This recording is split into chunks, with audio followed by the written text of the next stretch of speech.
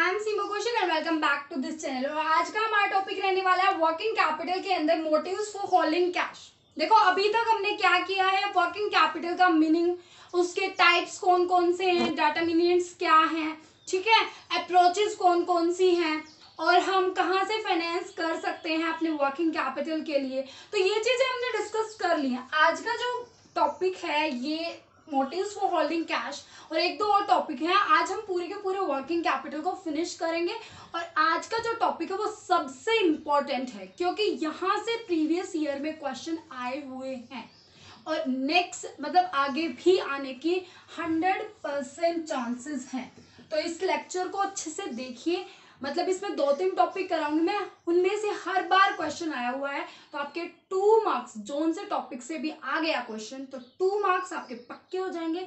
और आपको पता है 2-2 नंबर के ऊपर क्या होता है नेट के अंदर, ठीक है। तो आपको क्या करना है, अच्छे से इसको समझना है कि मोटिव्स फॉर होल्डिंग कैश क्या है और बाकी हम रिसीवेबल इन्वेंट्री मैनेजमेंट के बारे में भी बात करेंगे, वो भी डिस्कस करेंगे। Yes, motives for holding cash, इसका मीनिंग क्या होता है। देखो कैश का मतलब होता है, हमें पता है कि ये सबसे मतलब एक लिक्विड, सबसे मोस्ट लिक्विड एसेट्स होते हैं कैश, आपको पता है, ठीक है। तो इसको होल्ड करना किसी भी फर्म के लिए, क्या जो फर्म है अगर कैश को होल्ड करके रखती है तो उसको ये भी पता होता है कि उससे कुछ ना कुछ प्रॉफिट तो नहीं मिल रहा होता, राइट। अगर उस कैश को वो कहीं पर रखे तो कुछ फायदा हो सकता है, कहीं पर इन्वेस्ट करे तो कुछ फायदा हो सकता है, बट अगर वो अपने पास उसको मेंटेन करके रखती है तो कोई भी फायदा नहीं होने वाला, ये सबको पता है। लेकिन फिर भी एक फर्म को कैश को होल्ड करके रखना पड़ता है, तो वो कौन कौन से मोटिव है आज हम डिस्कस करेंगे। नंबर 1 हमारा सबसे पहला जो मोटिव है that is transaction motive. Transaction motive, इसका मीनिंग क्या है, देखो ट्रांजैक्शन मोटिव मीनिंग एक फर्म को जब ट्रांजैक्शंस के लिए मतलब डेली यूजेस के लिए जो खर्चे होते हैं उनको पूरा करने के लिए, मीट आउट करने के लिए पैसे की रिक्वायरमेंट होती है, राइट।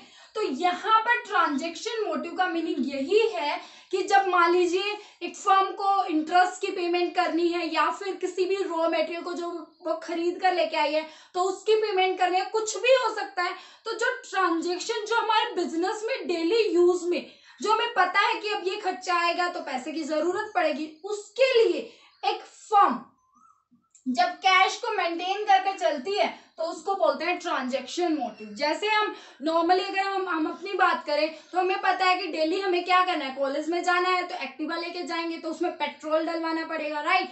तो पेट्रोल डलवाना पड़ेगा तो जो पेट्रोल के का खर्चा है, जितना भी 100 रुपीज का, 200 का, जितना भी आपका खर्चा है वो आप मेंटेन करके रखोगे अपने पास, राइट। तो वो क्या हो जाएगा आपका ट्रांजैक्शन मोटिव। सेकेंड नंबर पर आता है आपका प्रिकॉशनरी मोटिव।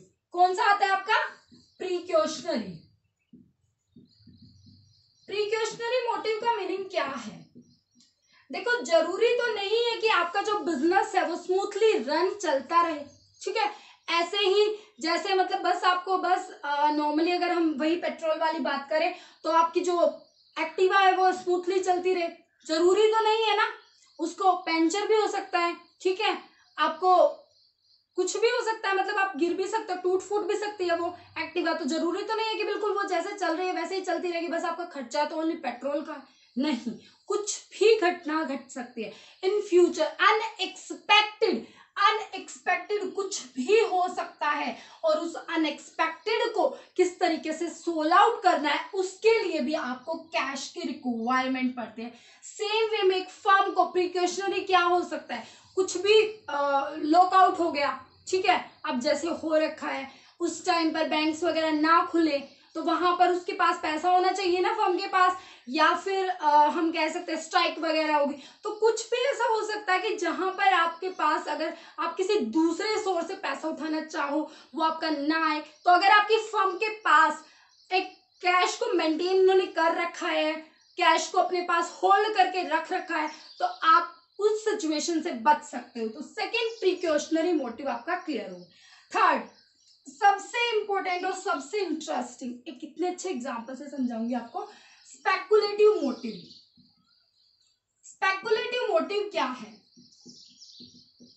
देखो स्पेकुलेटिव मोटिव को समझने से पहले हम एक एग्जांपल लेंगे, अच्छा सा एग्जांपल जो हर कोई देखता है, राइट। मेरी फैमिली के अंदर भी होता है और सबकी मोस्टली सबने देखा हुआ है इस एग्जाम्पल को, ध्यान से समझो। फॉर एग्जाम्पल ये आपकी मम्मा है, ठीक है, और आपके घर आपकी बुआ जी आ गई, ये आपकी बुआ जी। अब जब आपकी बुआ जी आपके घर से जाने लगी तो आपकी मम्मी बुआ जी को ड्रेस वगैरह दिलवाती है ना, सूट वगैरह दिलवाते हैं, तो ठीक है। ऐसे ही आपकी बुआ जी जब जाने लगी तो आपकी मम्मी ने कहा कि मैं साथ में चलती हूँ, आपको मार्केट से मैं सूट दिलवा देती हूँ। उन्होंने कहा ठीक है दिलवा देना।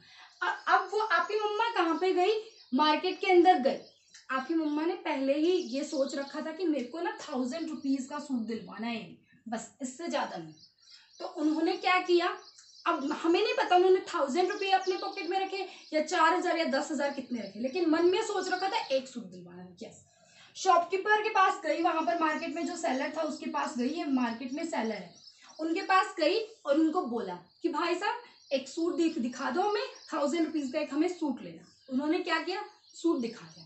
जब वो ऐसे रुपए देने लगी 1000 वापस सूट लेने लगी, तो शॉपकीपर ने कहा, वहां पर जो सेलर था उन्होंने क्या कहा, उन्होंने कहा कि सुनो मैम, अगर आप एक सूट लेते हो तो आपको 1000 रुपीज का दे रहा हूं मैं, बट अगर आप यहीं से 4 सूट लेते हो तो मैं आपको 3000 के दे दूंगा। मीनिंग अगर आप अलग अलग सूट ले रहे हो तो आपको 4000 रुपये देने पड़ रहे हैं, बट अभी आप 4 सूट इकट्ठे लेके जाओ, हम आपको 3000 रुपये में देंगे। तो दैट मीन्स कि आपको 1000 का बेनिफिट हुआ आपकी मम्मी को। अगर आपकी मम्मी के पास उसी टाइम 3000 रुपये होते तो वो 1000 रुपये का फायदा ले लेती, और अगर नहीं होते तो वो फायदा नहीं लिया जाता। बट आपकी मम्मी तो थोड़ी सी मतलब कुछ भी लगा लो, वो पहले ही लेके गई थी, 3000 नहीं 5000 रुपये लेके गई थी ऑलरेडी। तो उन्होंने क्या किया, 3000 रुपये दिए और 4 सूट लेके आ गए, कूदे कूदे, मतलब ओहो 1000 रुपये का बेनिफिट हो गया। वो किसकी वजह से हुआ, क्योंकि उन्होंने क्या कर रखा था, कैश को होल्ड कर रखा था। सेम वे में स्पेकुलेटिव मोटिव के अंदर क्या होता है, स्पेकुलेटिव मोटिव में भी यही होता है, जब आपकी फर्म को लगे कि फ्यूचर में कुछ भी आपके सामने अपॉर्चुनिटी आ सकती है और अगर आपके पास वो कैश है तो उस अपॉर्चुनिटी का फायदा उठा सकते हो। इसीलिए कई फर्म क्या करती हैं, कैश को होल्ड करके रखती हैं। समझ में आया, कोई भी डिस्काउंट उनके सामने आ सकता है, कुछ भी फायदा उनको हो सकता है, तो वो क्या हो गया हमारा स्पेकुलेटिव मोटिव। क्लियर हुआ? यस। 4th नंबर पर आता है आपका कंपनसेशन मोटिव। कंपनसेशन मोटिव,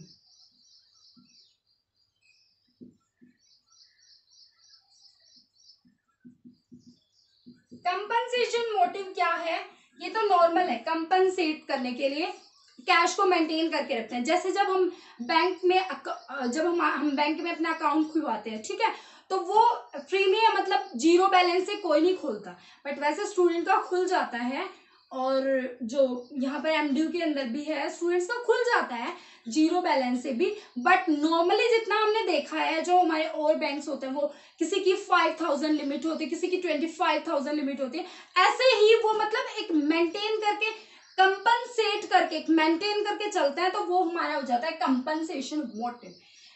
कहा जाता है कि जो ये फर्म है वो इन 2 मोटिव के लिए पैसे को होल्ड करके रखती ही रखती है, ट्रांजैक्शन और प्रिकॉशनरी मोटिव के लिए। 2 मोटिव के लिए वो पैसे, वो क्या करेगी, कैश को होल्ड करके रखेगी ही रखेगी, लेकिन वो स्पेकुलेटिव और कंपनसेशन को इतना ज्यादा मतलब यूं नहीं सोचती कि हाँ इसमें वो रखेगी रखेगी, इसको वो थोड़ा सा लीनियंट ले लेती है, ठीक है, बट रखती भी है। तो ये थे हमारे मोटिव फॉर होल्डिंग कैश।